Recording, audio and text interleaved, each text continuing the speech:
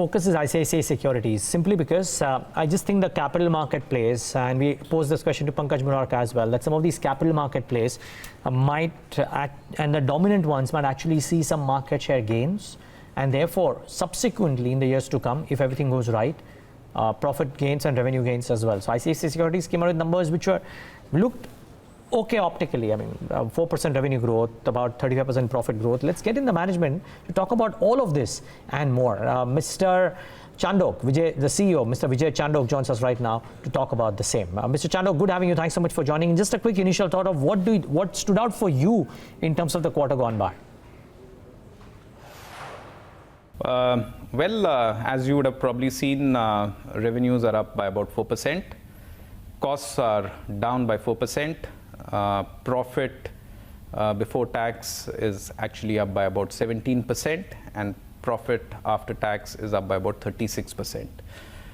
Specifically, we are encouraged by the fact that our overall retail equities revenue has actually grown by about 5%.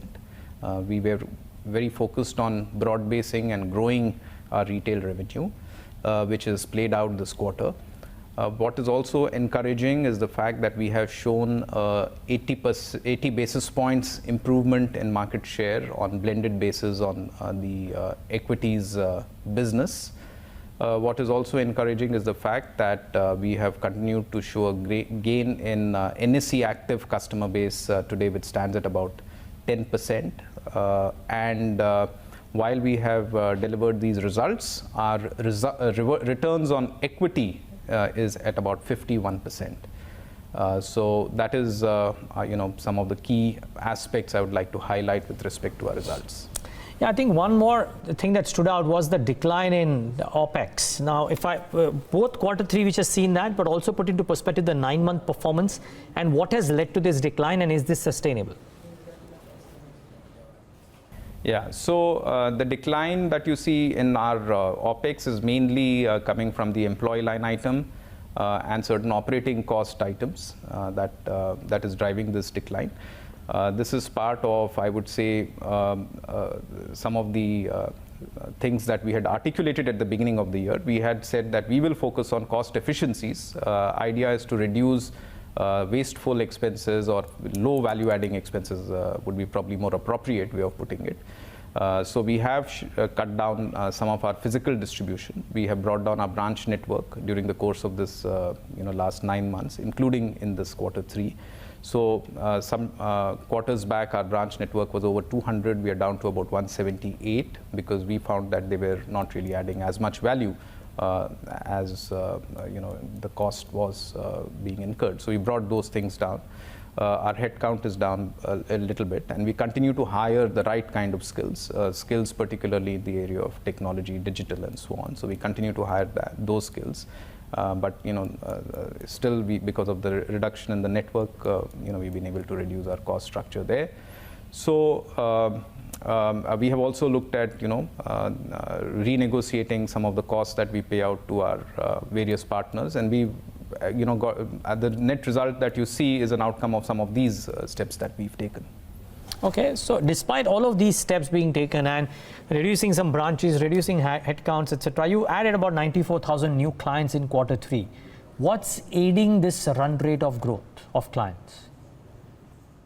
So in terms of gains, I think it would suffice to say that customers do find our platform very easy to use. Customers do like the fact that we come from the stable and strong brand of ICICI. So that's certainly a very big plus factor. We also have I would say, it's not just, this is one part of the job done, but it's also you've got to make it easy for the customer to become your customer. So a prospect to become your customer. So I think we are as much focused on those aspects as much as anything else.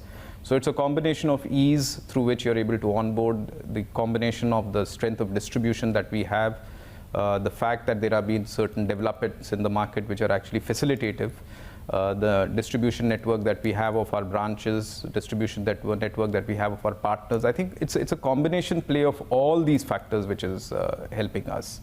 So in that sense, it would be fair to say that we have a facilitative environment for the company at this stage.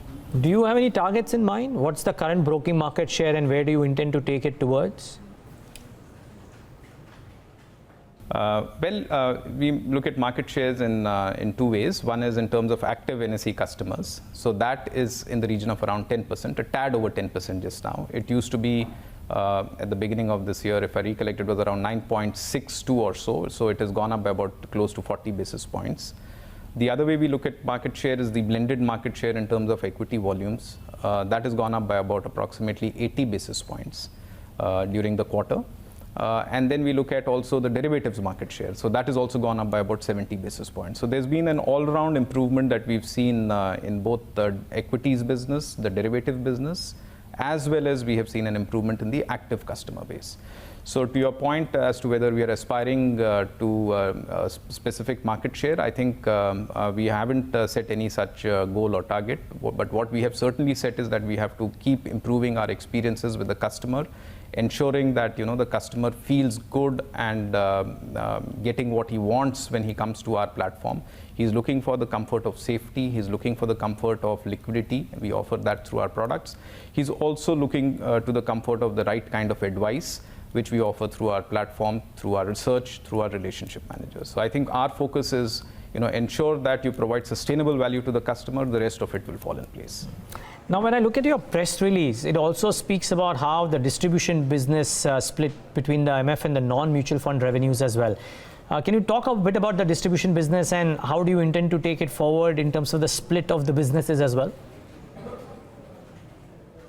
Yeah, you said it right. I think the strategy is largely to diversify our product suite, to broad base our business model so that we are able to be relatively less dependent on markets.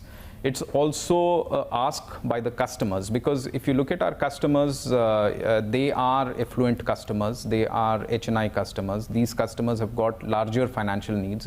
It's about investments to them, it's about protection to them, and it's about loans. So we felt that since we are anyway been servicing them for their investment needs, it's very natural to extend that to distributing loans. It's the same customer after all. He has those needs. We already have a relationship. Extend that to protection. Again, it's the same customer. We have a relationship and he has a need for protection. So the idea is to look at very naturally extending ourselves into these zones, these areas, use and leverage the relationship and the comfort that we built on the investment side. And these products that I just described, the loans as well as the protection products, are relatively less connected with markets. So the idea is to build it over a period of time. Is it going to change the color in 1 quarter, 2 quarter? I would go ahead to say that we are not really looking at it as just a 1 quarter, 2 quarter kind of a surge. We will continue to remain focused. We want to build a quality franchise. We do not want to do anything that hurts the customer. We want the customer to feel happy, and this is something that takes time. It's lots of investments. So it will directionally, I would say, keep improving, keep increasing the share of the non-equities business. We've seen that over the last few years. We've seen that over the last few quarters, and we'll continue to see that over the next few quarters. Our endeavor would be to ensure that if we can make it really rounded, really more broad-based. And some of these products that we've added, since they are much more than what we had in the past, it may not be inappropriate to think that this kind of a share increase of the non-equities business could be a little faster than the past trends. So Vijay, in effect, you're moving towards. We are focused on. Okay, so in effect, you're moving towards the retail wealth management business of sorts, because it gives you a higher P multiple, and while you don't look at stock prices, it certainly serves as currency. Yeah, so you're very right when you say that, because if you look at our total franchise, we have about a little over 2 trillion in terms of assets with us. These are spread across these 1.4 million customers. But if you dissect it further, we have a little over 1 trillion rupees, so 1.1 to 1.1 trillion plus a tad over that, available with such customers who have and assets with us of over 75 lakhs per individual. So these are wealthy customers, seriously wealthy customers. And this number that we have on an aggregate level is more than 1.1 trillion. They are serviced by a team of about 300 relationship managers. They are serviced by a team of another close to 200 people who support them in form of equity advice and equity service. So we already have a fairly strong franchise. We are seeing, and we are spread across 20 odd cities. So we have a large number of penetration across the country, relationship led, large size already, and we believe that with some of the newer products that we've added and we have intensified, it will help us simply increase our presence with these already rich affluent customers. Two brokerage notes, my final question really, two brokerage notes said that FY21 onwards you will see ICICI Securities restarting its growth journey. Did Q3 or the 9 months of the current fiscal show that promise? Well, we are encouraged certainly with what we saw in Q3, but we also need to keep in mind that we did see some kind of an broader based market rally in Q3 in relation to Q2. So if the market broad-based growth or I would say improvements take place, I think it certainly helps a franchise like us. What we have done and we worked really hard is to ensure that when this kind of a growth comes in the market, we are well positioned to capture that marketplace. So what I can tell you is that I think our work is all led us to be well prepared to capture the upside opportunity as and when it comes, and we'll continue to focus on that because that is something under our control. Now, if the market plays out in our favor, I think it certainly gives us a lift. So we will certainly, to answer that question, I would still say we are well positioned, but the market has to be continuing to show the kind of trends that we saw in Q3. Okay, we'll leave it at that, Mr. Chandok. Thanks so much for taking the time out and speaking to us and giving us your thoughts.